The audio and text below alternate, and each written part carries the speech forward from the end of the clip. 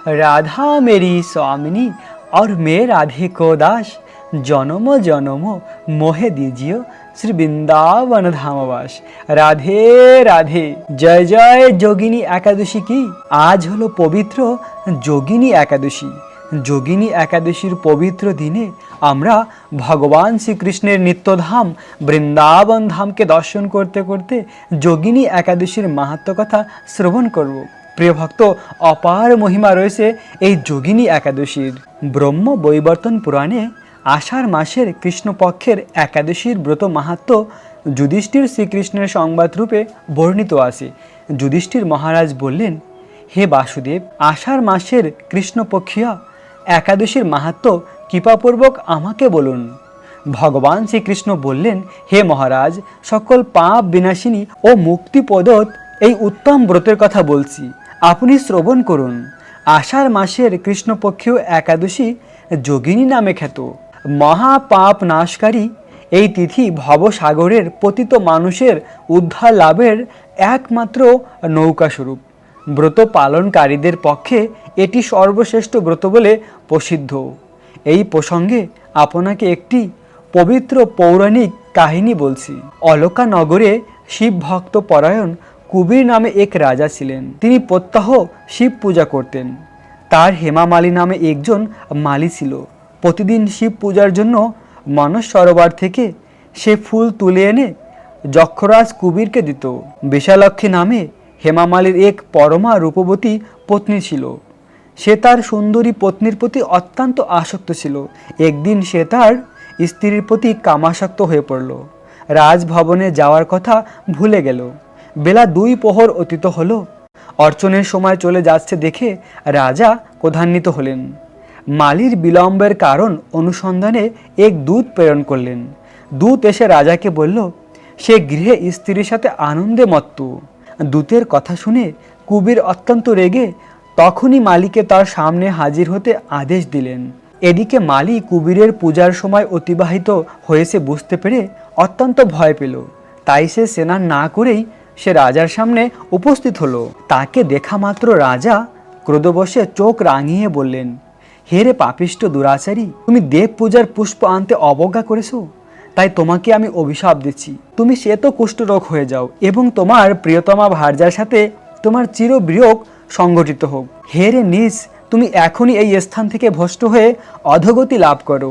কুবিরের এই অভিশাপে হেমামালী পত্নীর সাথে স্বর্গভ্রষ্ট হয়ে দীর্ঘকাল যাবৎ কুষ্ঠরোগ ভোগ করতে লাগলো। রোগের যন্ত্রণায় দিন অথবা রাত্রে কখনোই সে সুখ পেত না। এভাবে শীত ও গ্রীষ্ম প্রচণ্ড বেদনায় বহু কষ্টে সে দিন যাপন করতে লাগলো। কিন্তু দীর্ঘদিন মহাদেবের অর্চনের ফুল সংগ্রহে স্বীকৃতির ফলে সে শাপগ্রস্ত হয়েও বৈষ্ণব শ্রেষ্ঠ মহাদেব শিব শঙ্করের বিস্মৃত হয়নি। একদিন হেমামালী ভ্রমণ করতে করতে হিমালয়ে শ্রী মার্কেন্ড ঋষির আশ্রমে উপস্থিত হলো। কুষ্ঠরোগে পীড়িত পত্নী সহ হেমামালীকে দর্শন করে শ্রী মার্কেন্ড তাকে জিজ্ঞাসা করলেন, তুমি কার অভিশাপে এইরকম নিন্দনীয় কুষ্ঠরোগগ্রস্ত হয়েছ? সে উত্তর দিল, হে মুনিবর, রাজা ধনু কুবেরের আমি ভৃত্য ছিলাম। আমার নাম হেমামালী। আমি প্রত্যহ মানস সরোবর থেকে ফুল তুলে শিব পূজার জন্য রাজাকে দিতাম। কিন্তু দুর্ভাগ্যক্রমে একদিন স্ত্রীর মনোরঞ্জনে হেতু কামাসক্ত হয় সেই ফুল দিতে বিলম্ব হয়। রাজার অভিশাপে এই রকম দুর্দশাগ্রস্ত হয়েছি। পর উপকারী সাধুগণের স্বাভাবিক কর্ম। হে ঋষিশ্রেষ্ঠ, আমি অত্যন্ত অপরাধী, কৃপা করে আমার প্রতি প্রসন্ন হন। তখন দয়াদ্র চিত্ত মার্কেন্ডীয় মুনি বললেন, হে মালি, তোমার মঙ্গলের জন্য শুভ ফল প্রদানকারী এক ব্রতের উপদেশ করছি। তুমি আষাঢ় মাসের কৃষ্ণপক্ষীয় যোগিনী নামে একাদশীর ব্রত পালন করো। এই ব্রতের পুণ্যের প্রভাবে তুমি অবশ্যই কুষ্ঠব্যাধি থেকে মুক্ত হবে। শ্রীকৃষ্ণ বললেন। ঋষির উপদেশ শ্রবণ করে হেমামালী তাকে প্রণাম জানালেন। পরে অত্যন্ত আনন্দে ঋষির আদেশ মতো নিষ্ঠার সঙ্গে যোগিনী একাদশীর ব্রত পালন করল। এইভাবে হেমামালীর সমস্ত রোগ থেকে মুক্ত হলো ও পত্নীসহ সুখে দিন যাপন করতে লাগলো। হে মহারাজ যুধিষ্ঠির, আমি আপনার কাছে এই ব্রতের উপবাসের মহিমা কীর্তন করলাম। এই ব্রত পালন করলে 88,000 ব্রাহ্মণকে ভোজন করানোর ফল লাভ করা যায়। যে ব্যক্তি এই মহাপাপ বিনাশকারী ও পুণ্যফল প্রদায়িনী যোগিনী একাদশীর কথা পাঠ বা শ্রবণ করে সে অচিরেই সর্বপাপ মুক্ত হয়। এরকম অপার মহিমা রয়েছে এই যোগিনী একাদশীর। ভেবে দেখুন, যোগিনী একাদশীর ব্রত পালন করলে সকল পাপ থেকে মুক্ত হওয়া যায় এবং ৮৮,০০০ ব্রাহ্মণকে ভোজন করার ফল প্রাপ্ত হওয়া যায় এই ব্রত পালন করলে। আর এই যোগিনী একাদশীর মাহাত্ম্য কথা স্বয়ং ভগবান শ্রীকৃষ্ণ যুধিষ্ঠির মহারাজের কাছে এভাবে বর্ণনা করেছেন। ভগবান বলেছেন যে এই ভব সংসার থেকে উদ্ধার লাভ করার একমাত্র নৌকা স্বরূপ হলো এই যোগিনী একাদশী। তাই তো প্রিয় ভক্ত, এই একাদশীর ব্রত আমাদের খুব নিষ্ঠার সহকারে পালন করা উচিত। একাদশীর ব্রত আমাদের অনন্য প্রেম ভক্তি দান করে। তাই তো বলা হয়, মাধব তিথি ভকতির জননী যতনে পালন করি। এই মাধব তিথি আমাদের অনন্য প্রেম ভক্তি দান করতে পারে। তাই এই ব্রত যত্ন সহকারে পালন করা উচিত। প্রিয় ভক্ত, একাদশীর ব্রত কিভাবে পালন করা উচিত, একাদশীর কি বিধি নিয়ম, এর আগের ভিডিওতে আমরা তা সব কিছু প্রদান করেছি। একাদশীর আগের দিন নিরামিষ আহার গ্রহণ করা, একাদশীর দিন শুধুমাত্র ফল আর জল গ্রহণ করা, একাদশীর পরের দিন নিরামিষ গ্রহণ করা, নির্দিষ্ট সময় পালন করা। একাদশীর দিন সকলেরই অবশ্য কর্তব্য ব্রহ্ম মুহূর্তে ঘুম থেকে উঠে স্নান করে তিলক ধারণ করে ভগবানের মঙ্গল আরতি করা, তুলসী মহারানীর আরতি করা, একাদশীর পুরো দিন কৃষ্ণ ভাবনামিত হয়ে অতিবাহিত করা। একাদশীর দিন বেশি বেশি করে ভগবানের দিব্য নাম জপ করুন। হরে কৃষ্ণ কৃষ্ণ কৃষ্ণ হরে হরে, হরে রাম রাম রাম হরে হরে। এই মহামন্ত্র জপ করলে ভগবান অত্যন্ত প্রসন্ন হয়, কেননা এই মহামন্ত্র হলো এই কলিযুগের যুগধর্ম, যে মন্ত্র জপ করলে ভগবানকে প্রাপ্ত হওয়া যায়। তাই একাদশীর দিন শুধুমাত্র ফল আর জল গ্রহণ করুন। সকল প্রকার রবিশস্য বর্জনীয়। একাদশী দিন শুধুমাত্র ফল আর জল গ্রহণ করে এই ব্রত পালন করুন। আর আগামীকালকে নির্দিষ্ট সময় পালন করে একাদশীর ব্রতকে সম্পূর্ণ করুন। পালনের সময়সীমাও আমরা এই ভিডিওর শেষের দিকে প্রদান করব। প্রিয় ভক্ত, প্রতিটি একাদশীতে আমরা বৃন্দাবন ধামের অপ্রাকৃত লীলাকথা শ্রবণ করি, রাধাকৃষ্ণের মধুর লীলাকথা শ্রবণ করি। তো আজও আমরা রাধাকৃষ্ণের মধুর লীলাকথা শ্রবণ করব। এর আগের একাদশীতে আমরা কালিয়া দমন লীলাকথা শ্রবণ করেছিলাম। তো শ্রীমদ্ ভাগবতমে কালিয়া দমন লীলার পরে যে অধ্যায়টি রয়েছে, ওই অধ্যায়ের নাম হলো দাবানল থেকে সুপ্ত ব্রজবাসীদের উদ্ধার। অর্থাৎ দাবানল থেকে ব্রজবাসীদের ভগবান শ্রীকৃষ্ণ এই অধ্যায় রক্ষা করবেন। ভাগবতমের এই কথা অমৃত মন দিয়ে শ্রবণ করুন। আরেকটি কথা সকল ভক্তকে বলে রাখি, আমি জগন্নাথপুরী ধাম যাচ্ছি। জগন্নাথের কথা অমৃত, জগন্নাথের দিব্যধাম নীলাচল শ্রীক্ষেত্র পুরী ধামকে দর্শন করাবো আপনাদের সকলকে, এবং জগন্নাথ ভগবানের অমৃতময় কথা অমৃত শ্রবণ করব আমরা। জগন্নাথের মতন দয়ালু এই জগতে আর কেউ নেই। প্রিয় ভক্ত, জগন্নাথের মহিমা কথা যে শ্রবণ করে তার দুই নয়ন থেকে অশ্রুধারা অজর ধারায় প্রবাহিত হয়। একটুখানি জগন্নাথের মহিমা আমি আপনাদের শোনাই। জগন্নাথের দর্শনের এত মহিমা, যদি কেউ জগন্নাথপুরী ধাম গিয়ে জগন্নাথকে একবার দর্শন করে, তাহলে সে তার কোটি জন্মের সমস্ত রকমের কর্মফল পাপ থেকে তৎক্ষণাৎ মুক্ত হয়ে যায়। এবং জগন্নাথকে দর্শন করে এসে বাড়িতে তার যত পাপ, সেই সকল পাপও নষ্ট হয়ে যায়। তার মানে এই নয় আমরা জগন্নাথকে দর্শন করে এসে পাপ করব, এটা করা উচিত নয়। ইচ্ছাকৃতভাবে কোনো পাপ করা উচিত নয়। যদি এমনিতেই আমাদের কোনো পাপ হয়ে যায়, তাও নষ্ট হয়ে যায়। এরকম দর্শনের মহিমা রয়েছে। আর শাস্ত্রে বর্ণিত রয়েছে, দোলে চা দোল গোবিন্দ, চাপে চা মধুসূদনা, রথে চা বামন তিষ্ঠা, পুনর্জন্ম ন বিদ্যাতে। অর্থাৎ এই তিনটি স্থানে ভগবানকে দর্শন করলে আর পুনর্জন্ম হয় না। তার মধ্যে এই একটি, রথের উপরে ভগবান জগন্নাথকে দর্শন করলে তার আর পুনর্জন্ম হয় না। ভেবে দেখুন, অনন্ত কোটি ব্রহ্মাণ্ডের মালিক পরম পুরুষোত্তম ভগবান ভক্তকে দর্শন দেওয়ার জন্য রথযাত্রার মাধ্যমে তার শ্রী মন্দির থেকে বেরিয়ে আসে। যে সকল মানুষ বছরের বাকি সময় জগন্নাথকে দর্শন করতে পারে না, তাদেরকেও জগন্নাথ দর্শন দেবে। কেননা জগন্নাথ হলো জগতের নাথ। জগন্নাথ সকলের ভগবান, এমন নয় ব্রাহ্মণদেরই শুধু। সকলে, ব্রাহ্মণ, বৈশ্য, শূদ্র, সকল প্রকার জাতির ভগবান হলো জগন্নাথ। জগন্নাথ জগতের নাথ, সকলের নাথ। আর সেই জগন্নাথের রথযাত্রা হবে 16ই জুলাই, 16 তারিখে পবিত্র রথযাত্রা। তাই তার আগেই পুরী ধামের রথযাত্রার মহিমা, জগন্নাথের মহিমা কথার ভিডিও আপলোড করা হবে, আপনারা দর্শন করবেন অবশ্যই। তো প্রিয় ভক্ত, এখন আমরা শ্রীমদ্ ভাগবতম থেকে দাবানল থেকে সুপ্ত ব্রজবাসীদের উদ্ধারের লীলাকথা শ্রবণ করব। কালিয়া দমন লীলা শ্রবণ করার পর মহারাজ পরীক্ষিত শুকদেব গোস্বামীকে জিজ্ঞাসা করলেন, কালিয়া কেন রমণক দ্বীপ পরিত্যাগ করেছিল এবং গরুর কেন তার প্রতি এত বিদ্বেষ ভাবাপন্ন ছিল? শুকদেব গোস্বামী মহারাজ পরীক্ষিতকে বললেন যে নাগালয় রমণক দ্বীপ ছিল সর্পদের আবাসস্থান এবং কালিয়া ছিল প্রধান নাগেদের মধ্যে একজন। সর্পই তার আহার বলে গরুর সেই দ্বীপে এসে ইচ্ছামতো অসংখ্য সর্প হত্যা করত। তাদের কিছু সে খেত, কিন্তু অনেক সর্প এসে অনর্থক হত্যা করত।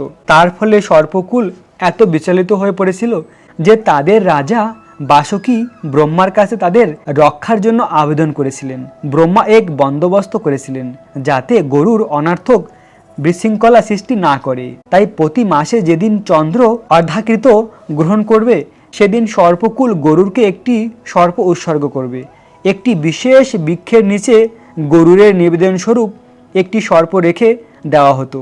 ওই নৈবেদ্য পেয়ে গরুর সন্তুষ্ট ছিলেন এবং তিনি আর সর্পদের অনর্থক অশান্তির সৃষ্টি করেনি। কালিয়া কিন্তু সেই বন্দোবস্তটি মেনে নিল না।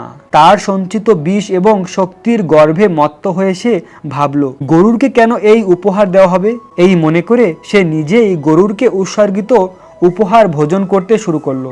ভগবান বিষ্ণুর মহান ভক্ত গরুরদেব বুঝতে পারলেন যে তাকে উৎসর্গিত উপহার কালিয়া ভোগ করে নিচ্ছে। তখন তিনি অত্যন্ত ক্রোধান্বিত হয়ে সেই অপরাধী সর্পকে হত্যা করার জন্য মহাবেগে সেই দ্বীপের প্রতি ধাবিত হলেন। গরুরকে অতি বেগে আসতে দেখে অস্ত্রযুক্ত করাল জিহ্বা ও উগ্র লোচন কালিয়া তার ফনা বিস্তার করে তার প্রতি ধাবিত হলো এবং দন্তর দ্বারা দংশন করতে লাগলো। বিষ্ণু বাহন প্রচণ্ড বেগ। গরুর তখন ক্রোধে কালিয়াকে নিবারিত করে তারপর তার জ্যোতির্ময় সুবর্ণ বাম বক্ষ দ্বারা প্রহার করলেন। গরুরের বক্ষ দ্বারা আক্রান্ত হয়ে কালিয়া অতি শীঘ্রই ওই রমনা দ্বীপ পরিত্যাগ করে যমুনার হ্রদে প্রবেশ করেছিলেন। তো এভাবে গরুরের হাতে অত্যন্ত মর্মাহতভাবে আক্রান্ত হয়ে কালিয়া সর্প তার প্রাণকে বাঁচানোর জন্য সেই রমনা দ্বীপ পরিত্যাগ করে বৃন্দাবনের যমুনার হ্রদে প্রবেশ করেছিলেন। কতগুলি কারণে কালিয়া যমুনার জলে আশ্রয় গ্রহণ করেছিল। গরুর যেমন কালিয়া সর্পের দ্বীপে গিয়ে সর্প আহার করতেন, তেমনি তিনি মাঝে মাঝে যমুনায় গিয়েও মাছ ধরে আহার করতেন। সেই যমুনার জলে সৌহরি মুনি নামক এক মহামুনি যোগী তপস্যা করছিলেন এবং তিনি মাছেদের প্রতি সহানুভূতিশীল ছিলেন। তিনি গরুরকে সেখানে এসে মাছেদেরকে বিরক্ত না করতে আদেশ দিয়েছিলেন। বিষ্ণুর বাহন রূপে গরুর যদিও কারো আদেশের অধীন নন, তবুও তিনি সেই মহাযোগীর আদেশ অমান্য করেনি। সেখানে অনেক মাছ খাওয়ার পরিবর্তে তিনি মাছেদের নেতা একটা বড় মাছকে ধরে নিয়ে চলে গিয়েছিলেন। মাছেদের এই রকম একজন বড় নেতাকে গরুর ধরে নিয়ে গেছে জেনে সৌভরী মুনি অত্যন্ত ব্যথিত হয়েছিলেন এবং তাদের রক্ষা করার জন্য তিনি গরুরকে অভিশাপ দিয়েছিলেন। এখন থেকে যদি গরুর এখানে মাছ ধরতে আসে তাহলে আমি আমার তপস্যালব্ধ সমস্ত শক্তি দিয়ে বলছি যে তৎক্ষণাৎ গরুরের মৃত্যু হবে। এই অভিশাপের কথা কেবল কালিয়াই জানত। তাই কালিয়া নিশ্চিত ছিল যে গরুর সেখানে আসতে পারবে না এবং তাই সে যমুনার মধ্যে সেই হ্রদে আশ্রয় গ্রহণ করাটাই সবচাইতে বুদ্ধিমানের কাজ বলে মনে করেছিলেন। কালিয়ানাগ যদিও সৌভরী মুনির আশ্রয় গ্রহণ করেছে, কিন্তু তা সফল হয়নি। গরুরের প্রভু শ্রীকৃষ্ণ তাকে যমুনা থেকে তাড়িয়ে দিয়েছিলেন।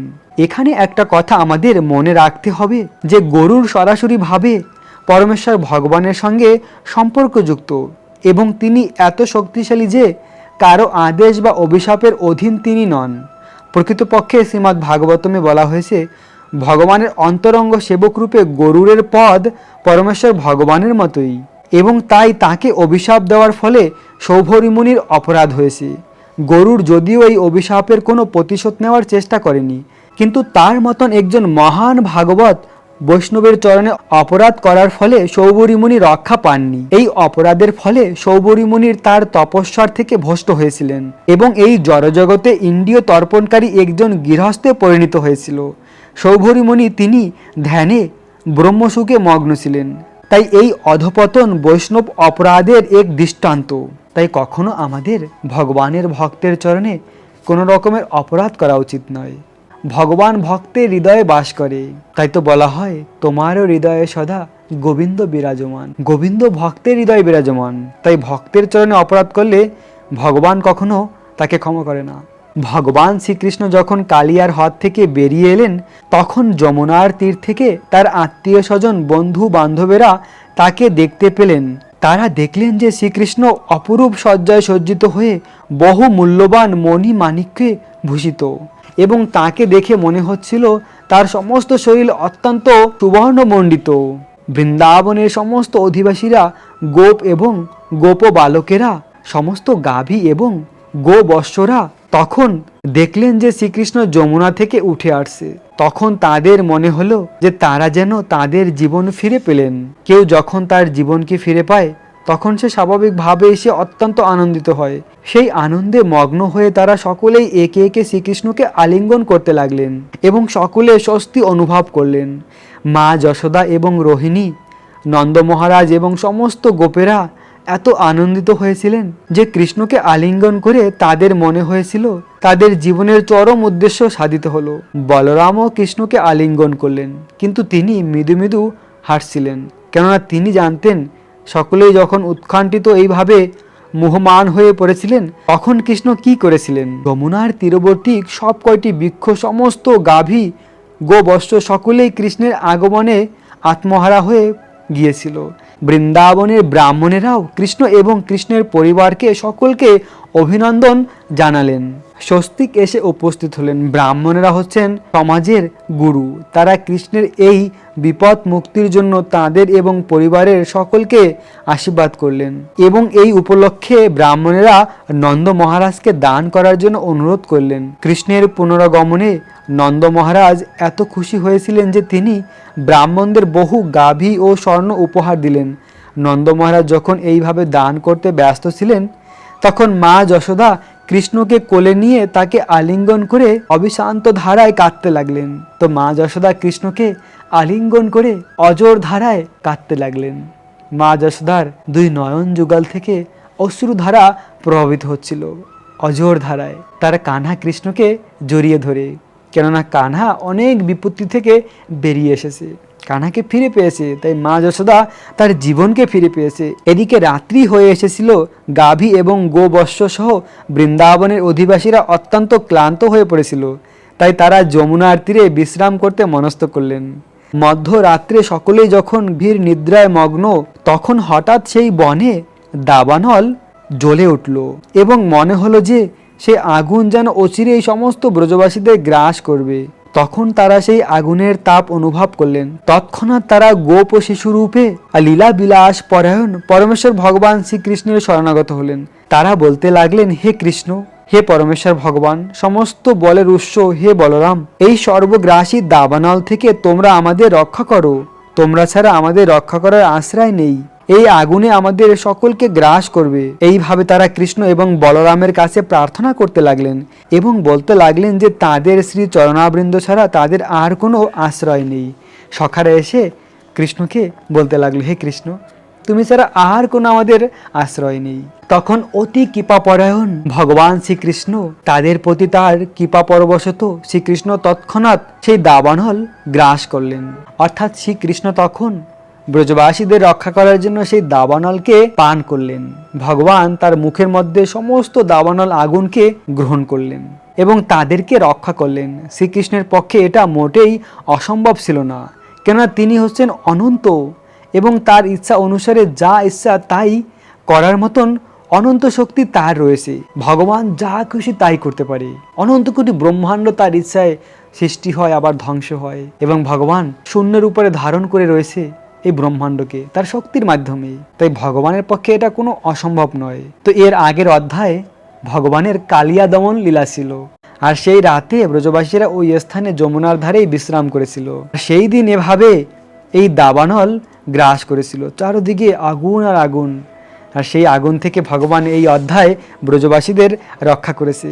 ভগবান এভাবে তার প্রিয় ব্রজবাসীদের রক্ষা করেছে। আর ব্রজবাসীরা যখনই কোনো বিপত্তিতে পড়ে তৎক্ষণাৎ তারা ভগবানের কাছে ছুটে আসে। এটাই হলো ব্রজবাসীদের মহান গুণ। তারা বিপত্তির সময় আর কারো আশ্রয় গ্রহণ করে না, কৃষ্ণের কাছে চলে আসে। তাই আমাদের জীবনের যা কিছু হোক আমরা ভগবানের কাছে যেতে পারি, কৃষ্ণের কাছে। অন্য কোনো দেব দেবীর কাছে না গিয়ে সরাসরি ভগবানের কাছে প্রার্থনা করা উচিত, কেননা ভগবানই হলো আমাদের একমাত্র আরাধ্য। আমাদের সব কিছু ভগবানই হওয়া উচিত, ব্রজবাসীদের মতন।